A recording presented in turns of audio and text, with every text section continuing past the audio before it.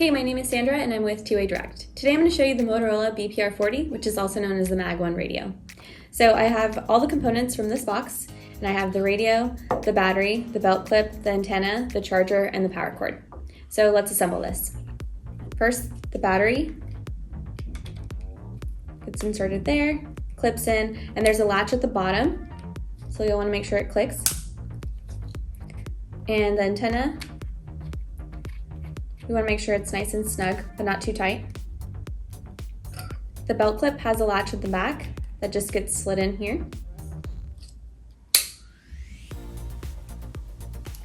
And the charger, if you turn it around, there's room for the power cord. On the bottom of the charger, you'll see a chart, and this just shows you the different phases of the light in the top. This is the indicator to show you how much power your radio actually has.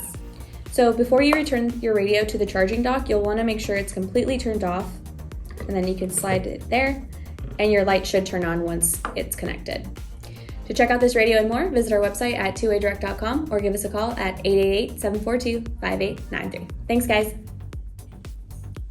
Don't forget to like and subscribe.